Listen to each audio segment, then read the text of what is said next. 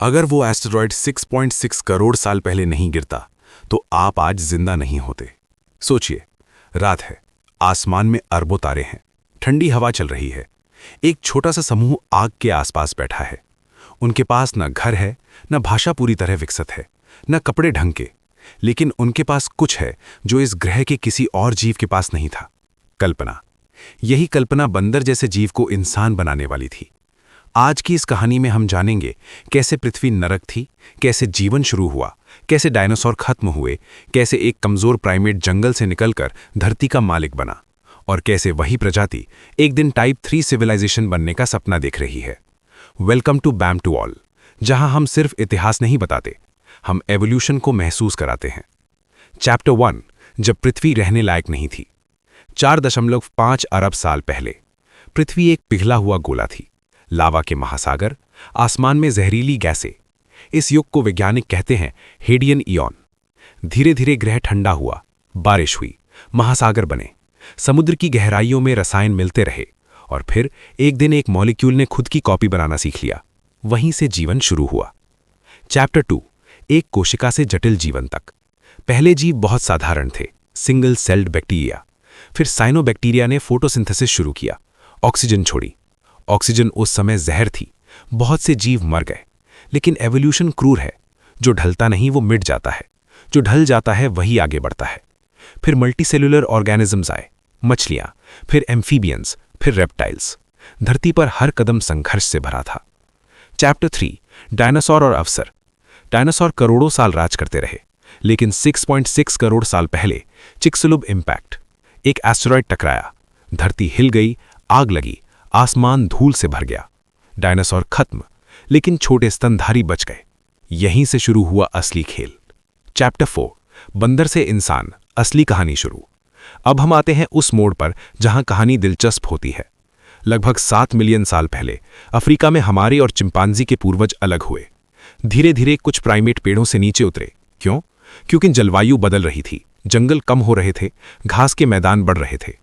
पेड़ों पर रहना सुरक्षित था, लेकिन जमीन पर आना जरूरी हो गया। और यहीं हुआ पहला बड़ा बदलाव, 2 पैरों पर चलना, बाइपेडलिज्म। 2 पैरों पर चलने से हाथ फ्री हुए, दूर तक देख पाना आसान हुआ। ऊर्जा कम खर्च हुई, लेकिन दर्द भी था, रीढ़ की समस्या, कमजोर पीठ। एवोल्यूशन परफेक्ट नहीं होता, बस काम चलाऊ होता है। चैप्टर 5, दिमाग का विस्फोट। अब असली जादू शुरू होता है।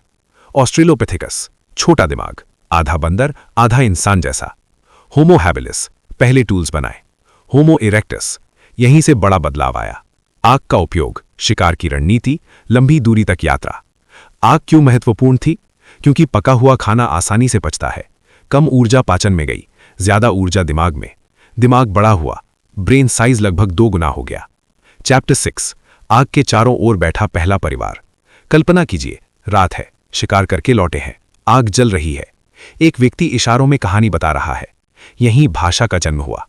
भाषा ने सहयोग बढ़ाया, रणनीति बनाई, ज्ञान अगली पीढ़ी तक पहुंचाया।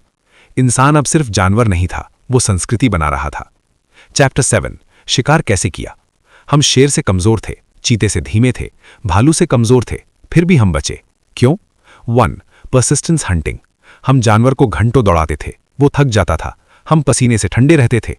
2, समूह रणनीति, घेराबंदी, फंदे, भाले। 3, योजना। हम पहले सोचते थे, फिर हमला करते थे, यही फर्क था। Chapter 8, ice age survival.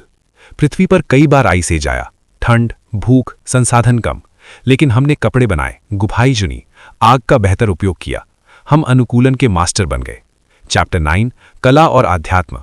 लगभग 40,000 साल पहले गुफाओं में चित्र बने। ये सिर्फ कला नहीं थी, ये सोच का प्रमाण था।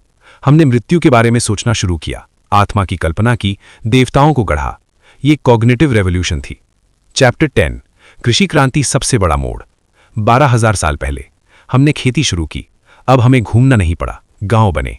लेकिन इसके साथ बीमारियां बढ़ीं, सामाजिक असमानता आई, युद्ध शुरू हुए। सभ्यता की कीमत थी। सभ्यताओं का उदय, Mesopotamia, ancient Egypt, Indus valley civilisation.